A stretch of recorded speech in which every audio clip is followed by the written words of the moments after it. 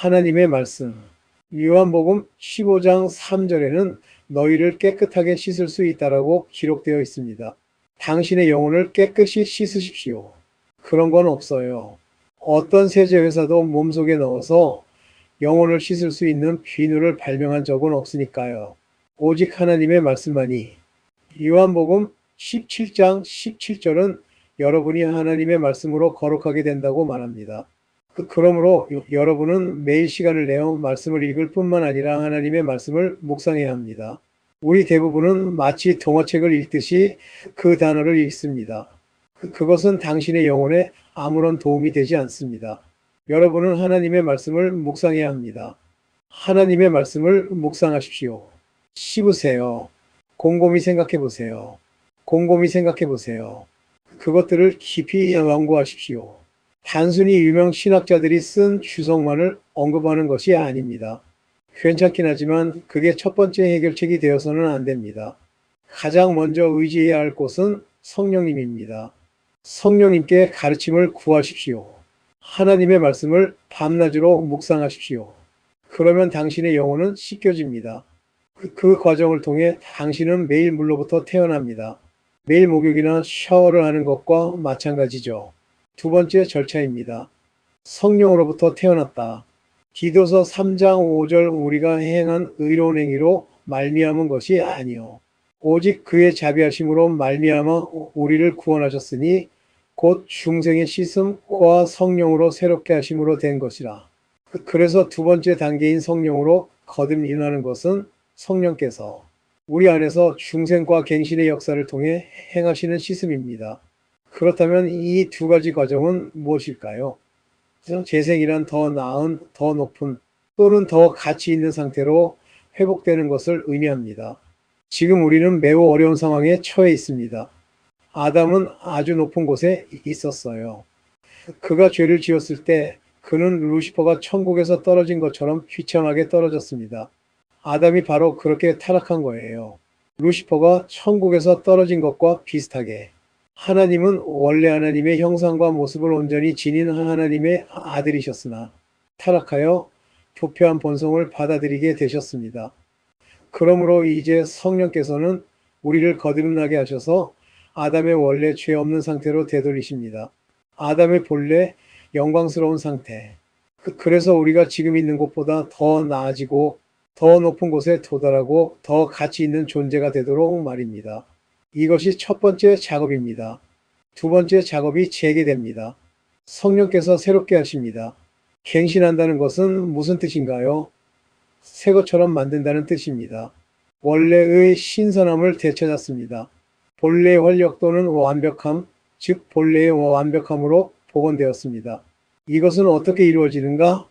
하나님의 말씀을 밤낮으로 묵상할 때 물뿐만 아니라 말씀도 당신을 씻어줍니다. 성령께서는 또한 여러분의 마음을 새롭게 하십니다. 로마서 12장 2절 성령님은 어떻게 그런 일을 하시는가?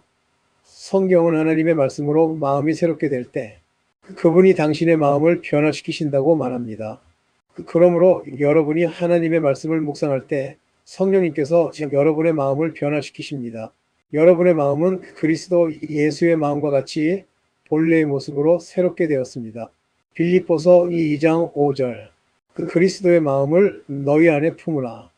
그리스도의 마음을 품으면 삶에서 하나님께서 원하시는 선하고 완전하며 기뻐하시는 뜻이 무엇인지 항상 알 수 있습니다. 항상 그래요. 당신의 마음은 빛으로 가득 차 새롭게 될 것이기 때문입니다. 빛으로 가득 차세요. 당신의 마음 속에는 어둠이 없습니다. 당신은 생각을 아주 명확하게 할 수 있고 그러면 천국이 당신의 마음에 비춰질 것입니다. 마치 사도 요한이 하나님의 보좌 앞에서 유리 바다를 본 것과 같습니다. 당신의 마음도 그렇게 될 겁니다. 필터링 되지 않은 당신의 마음 속에는 영의 마음을 분별하는데 아무런 장애물이 없습니다. 마음에 아무런 거리낌이 없습니다. 당신의 마음에는 부패가 없습니다. 마음속에 잔념이 없도록 하십시오. 그래야 하나님의 마음을 알 수 있습니다. 이렇게 설명해 드리게요. 이 그림을 보면 여러분도 공감할 수 있을 거라고 확신합니다. 방언을 하기 시작할 때는 무슨 말을 하는지 알지 못하지만 믿음으로 계속 말하는 것입니다. 그러고 나서 통역을 간절히 기도하는 거죠. 그러니 그저 하나님을 기다리고 성령님께 해석을 구하면 됩니다. 당신이 하나님을 기다리는 동안 성령께서 당신에게 그 의미를 해석해 주십니다. 이런 경험이 있으신가요? 예, 좋아요. 잘 됐네요. 자, 이제 2단계입니다. 영적으로 성숙해지고 하나님에 대한 지식이 깊어지고 방언으로 기도하게 되면 그 통역이 당신의 마음에 떠오르게 됩니다. 이런 경험이 있으신가요? 예. 자, 2단계의 차이점이 무엇인지 아시겠죠? 하나님께 점점 더 가까이 나아갈수록 당신의 마음은 정련되고 새롭게 되며 정련되고 새롭게 되고 정련되고 새롭게 되어 당신의 마음은 그리스도의 마음과 하나가 됩니다. 당신의 마음이 그리스도의 마음과 하나가 될 때 당신이 영으로 하나님께 무엇을 말하든 그리고 주님께서 당신에게 응답하실 때 당신의 마음은 수정처럼 맑아집니다. 그것은 당신이 주님께 말씀드리는 동안 주님께서 당신에게 말씀하시는 것을 분명히 들을 수 있습니다. 이는 동시에 이루어지는 양방향 통행입니다. 마음이 새롭게 변화될 때 이런 일이 일어납니다. 하나님의 뜻을 알기 위해 하나님 앞에 앉아 있을 때 성령님과 하나가 되는 순간, 성령님과 연결되는 순간 하나님의 뜻이 무엇인지 알 수 있습니다. 당신이 투명해졌기 때문입니다. 당신은 너무나 투명해졌어요. 고린도전서 6장 17절은 성령과 하나 된 사람은 주님과 하나 되느니라라고 말씀합니다. 성령과 연합한 사람은 주님과 하나입니다. 그러므로 여러분이 성령과 연합하여 성찬에 참여할 때 여러분은 성령과 하나가 됩니다. 또 다른 비밀을 알려드리고요. 요한복음 14장 21절에는 이렇게 기록되어 있습니다. 너희가 밤낮으로 하나님의 말씀을 묵상하면 그것을 너희 삶의 훈련으로 삼을 수 있다. 성경은 주 예수님께서 자신을 여러분에게 나타내실 것이라고 말씀합니다. 여러분이 묵상하는 말씀이 육신이 될 것이기 때문입니다. 단순히 알파벳 A, B, C, D로 이루어진 글자들이 모여 단어를 형성하고 당신 눈앞에서 그 모습을 드러낼 것입니다. 요한복음 14장 21절에 그렇게 나와 있습니다. 그렇게 계속해서 하나님께 더 가까이 나아갈수록 요한복음 14장 23절은 아버지 하나님, 거주 예수께서 여러분과 함께 거하시려고 오실 것이라고 말씀합니다. 이제 그곳은 그리 멀지 않아요. 보십시오. 이것이 바로 하나님의 나라가 당신 가까이 내려온 것입니다. 그들이 당신 바로 가까이에 서 있는데 어찌 그리스도의 마음을 듣지 못할 수 있겠습니까? 어찌 하나님의 뜻을 모를 수 있겠습니까? 하나님의 뜻은 언제나 알 수 있습니다. 그러므로 거듭나고 새롭게 되는 것은 고린도서 3장 18절에 언급된 성령의 2가지 사역입니다. 사랑하는 형제 자매 여러분, 거듭이 나는 것, 물로 거듭이 나는 것, 성령으로 거듭이 나는 것은 성령께서 우리 삶에서 행하시는 3중 사역입니다. 고린도전서 6장 11절 말씀처럼 여러분은 성령으로 말미암아 주 예수의 이름으로 씻음을 받고 거룩하게 되고 위롭다 하심을 받았습니다. 이것은 여러분이 성령님께 더 가까이 나아갈 때 여러분 안에서 역사하시는 성령님의 사역입니다. 삶에서 하나님의 말씀을 중요하게 여길 때 단순히 여기저기서 설교를 듣는 것에 그치지 않게 됩니다. 메시지를 듣고 기름 부음 받은 훌륭한 저자들의 글을 읽는 것은 좋지만 그것들이 하나님의 말씀을 대신해서는 안 됩니다. 이것이 바로 우리가 그리스도인으로서의 삶에서 매일 저지르는 심각한 실수입니다. 우리는 교회에서든 인터넷에서든 좋은 책을 읽는 것이든 말씀을 듣는 것에 너무 많은 중요성을 부여하면서 밤낮으로 하나님의 말씀을 묵상하는 가장 중요한 것을 잊어버립니다. 이 단어는 당신의 삶에서 가장 중요한 위치를 차지해야 합니다. 그러면 오직 그때에만 그것이 마지막 날에 당신을 속임수로부터 보호해 줄 것입니다. 그렇지 않으면 이 마지막 시대에 강력한 폭풍처럼 몰아칠 모든 교리의 바람에 휩쓸려 갈 것입니다. 우리는 성경에서 우선권을 갖고 있습니다. 선지자 엘리야가 사역하던 시대에는 101명의 선지자가 살아 있었습니다. 혹은 더 많았을 수도 있었겠지만 이세벨이 이스라엘의 왕비가 되면서 많은 예언자들을 죽였습니다. 그래서 100명은 오바데라는 사람의 보호를 받았고 그 뒤에는 엘리야가 있었습니다. 그러므로 이 101명은 여호와의 훌륭한 예언자들이었습니다. 반면에 이세벨에게는 850명의 거짓 선지자가 있었다. 850명 대 101명입니다. 이제 거짓 선지자와 참 선지자의 수를 비교해 보십시오. 그날 일어났던 일은 오늘날에도 여전히 유효합니다. 오늘날에도 매우 맞는 말입니다. 거짓 선지자와 거짓 교사의 수가 더 많아졌다. 그들의 목소리는 훌륭한 예언자들과 훌륭한 교사들의 수보다 더 크다. 그래서 코웃음 당신이 중심에 있는 거군요. 누구의 말에 귀를 기울이시겠습니까? 이것들인가요? 아니면 저것인가요? 이것들은 당신에게 대가를 요구할 것입니다. 이것들은 당신에게 대가를 치르게 할 것입니다. 그들은 당신에게 돈을 지불할 것입니다. 이들은 당신에게 십자가를 짊어지라고 말할 것입니다. 하나님의 말씀에 굳건히 뿌리 내리지 않으면 밀려드는 온갖 거짓 가르침에 쉽게 흔들릴 것입니다. 둘째로 옷을 세탁하세요. 그들은 옷을 빨라는 말을 들었다. 그게 무슨 뜻인가요? 당신을 더럽히는 것들로부터 자신을 씻어내십시오. 너희를 더럽히는 것들은 무엇이냐? 육체의 행위들. 갈라디아서 5장 19절부터 21절까지입니다. 여러분 모두 성경 5장을 펴주시기 바랍니다. 성경책을 가져오셨나요? 전통적인 종이 성경이 좋을까요? 아니면 디지털 성경이 좋을까요? 좋아요. 잘 됐네요. 좋은 옛날식 성경책을 갖는 것은 좋은 일입니다. 왜냐하면 그것들은 소중하기 때문입니다. 갈라디아서 5장 19절입니다. 제가 이 세 구절을 읽는 동안 여러분은 자신의 삶을 돌아보며 성경에 언급된 육체의 행위들, 즉 17가지 행위들을 행했는지 살펴보시기 바랍니다. 당신의 삶에는 몇 명이나 있나요? 제게 대답할 필요는 없지만 스스로에게 대답하면 됩니다. 준비됐나요? 육체의 행실은 분명히 드러나는데 그것은 하나이니 곧 간음이다. 두 번째는 간음입니다. 세 번째는 불결함입니다. 넷째, 음란함. 다섯째, 우상숭배. 여섯 번째, 마법. 일곱 번째, 증오.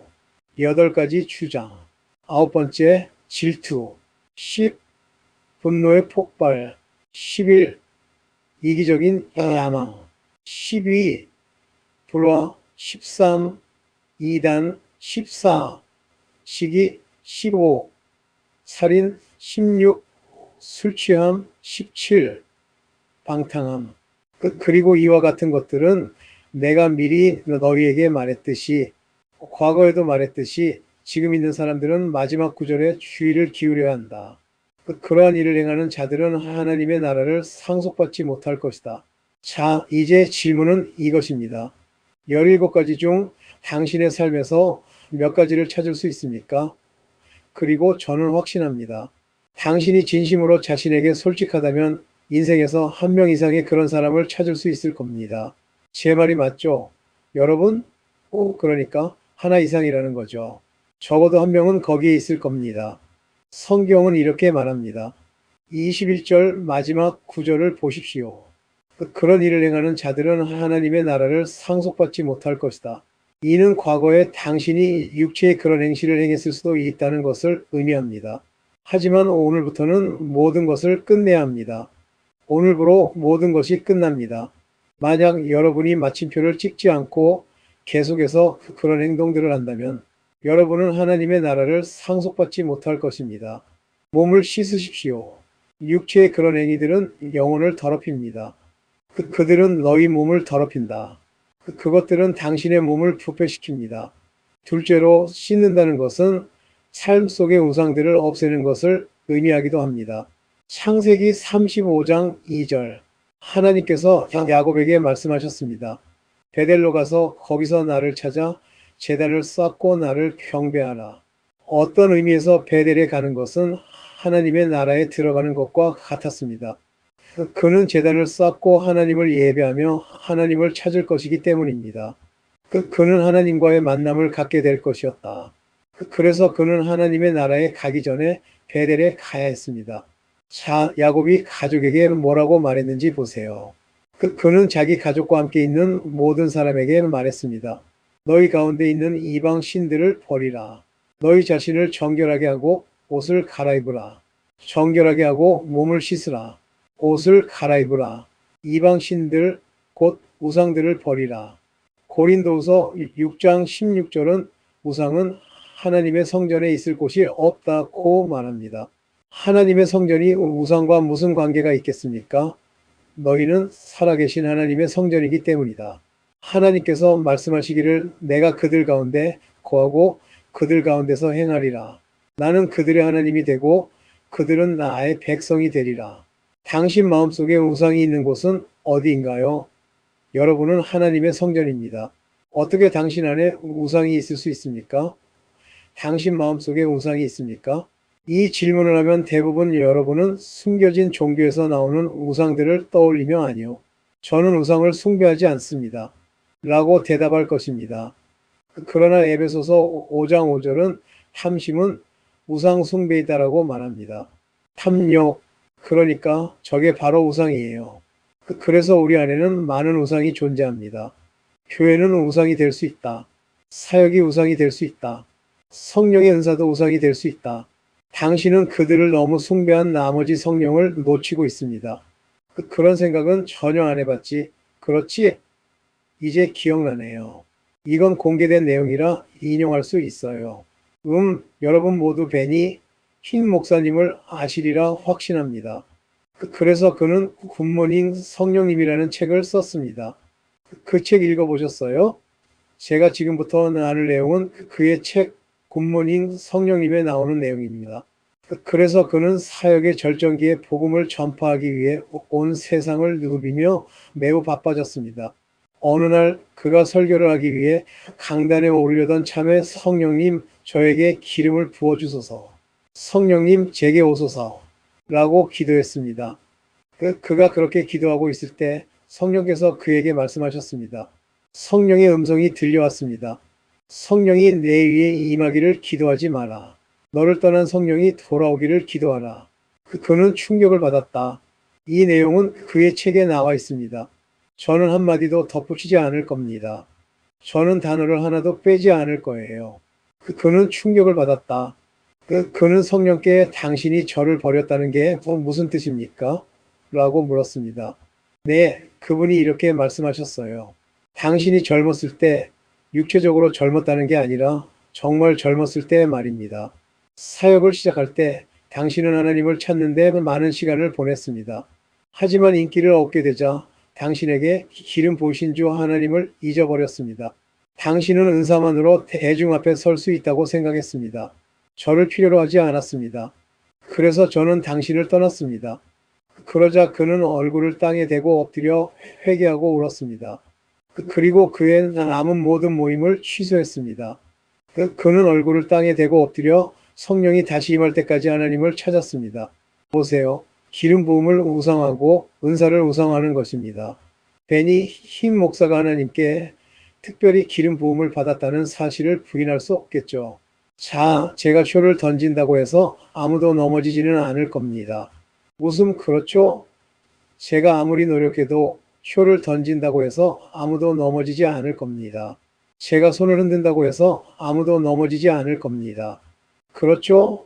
하지만 저분을 보세요. 손짓 한 번으로 수백 명이 동시에 넘어집니다. 이건 단순한 우연이 아닙니다. 단 한 사람 때문만은 아닙니다. 다른 사람의 손을 잡고 또 다른 사람의 손을 잡고 한 사람이 쓰러지면 마치 도미노처럼 모두 쓰러집니다. 아무도 손을 잡지 않았는데도 쓰러지는 경우도 있었습니다. 이것은 기름 부음입니다. 하나님의 능력입니다. 이것은 부인할 수 없습니다. 부인할 수 없습니다. 그런데 당신은 그것을 우상화합니다. 그것을 우상화합니다. 그것이 이제 당신의 신이 됩니다. 기름 부음을 주시는 하나님을 잊어버립니다. 기름 부음을 주시는 하나님을 잊어버립니다. 그래서 그것이 이제 당신의 우상이 됩니다. 그렇다면 당신의 삶에는 어떤 우상이 있습니까? 이제 당신은 삶 속의 모든 우상을 씻어내고 없애야 합니다. 야고보서 4장 8절은 손을 씻으십시오라고 말합니다. 손을 씻으세요. 하나님께 가까이 나아가십시오. 그러면 그분도 당신에게 가까이 오실 것입니다. 죄인들아, 손을 깨끗이 씻으라. 두 마음을 품은 자들아, 마음을 정결하게 하라. 여기에는 두 가지가 언급되어 있습니다. 손을 깨끗이 씻으라, 마음을 정결하게 하라. 이것은 무엇을 의미할까요? 첫째, 손을 깨끗이 씻으라는 것은 손으로 행하는 모든 것을 깨끗이 하라는 뜻입니다. 당신의 손으로 행하는 모든 것은 무엇입니까? 의로운 행위입니까? 거룩한 행위입니까? 하나님의 온전한 뜻대로 행하는 것입니까? 하나님께서 허락하신 일입니까? 하나님께서 명하신 일입니까? 아니면 당신 자신의 생각대로 행하는 것입니까? 시편 15편 2절은 이렇게 말합니다. 누가 하나님의 거룩한 장막에 오를 수 있겠는가? 손이 깨끗하고 마음이 깨끗한 자만이 들어갈 수 있다. 누가 거룩한 장막에 들어갈 수 있겠는가? 이는 하나님의 나라를 의미한다. 누가 들어갈 수 있겠는가? 손이 깨끗한 자이다. 마태복음 7장 21절에서 23절에 이르러 한 무리의 설교자들이 주 하나님 앞에 나왔다. 주 예수님께서 말씀하셨다. 나는 너희가 누구인지 알지 못한다. 지옥에나 가라. 그러자 설교자들은 충격을 받았습니다. 그래서 그들은 말했습니다. 주님, 당신이 누구인지 모른다는 게 무슨 뜻입니까? 우리는 당신의 이름으로 설교합니다. 우리는 당신의 이름으로 귀신을 쫓아냅니다. 우리는 주님의 이름으로 병든 자들을 치유합니다. 우리는 당신의 이름으로 예언합니다. 우리가 누군지 모른다고 어떻게 말할 수 있죠? 그런데 놀라운 점은 바로 이것입니다. 주 예수님께서는 그들의 말을 조금도 무시하지 않으셨습니다. 그는 그 가능성을 배제하지 않았다. 그는 그들의 말을 부인하지 않았다. 그는 그들이 그의 이름으로 설교하고 그의 이름으로 병든 자를 고치고 그의 이름으로 귀신을 쫓아내고 그의 이름으로 예언한다는 것을 인정했습니다. 그는 그들이 그 모든 일을 해냈다는 것을 인정했다. 그러나 그는 하지만 당신은 아버지의 뜻을 행하지 않았습니다. 라고 말했습니다. 당신은 내가 부탁하지도 않은 일들을 모두 했습니다. 제가 당신에게 그 모든 걸 하라고 부탁했나요? 아니요. 당신은 당신만의 왕국을 건설하러 나갔죠. 당신은 당신만의 사역을 일구었습니다. 저는 그것을 인정하지 않습니다. 그러므로 당신의 손으로 한 일들을 씻고 분석하고 스스로를 돌아보아야 합니다. 내가 하고 있는 일들이 과연 하나님께서 정하신 일일까요? 나는 하나님의 나라를 건설하고 있는가? 아니면 내가 나만의 왕국을 건설하고 있는 걸까?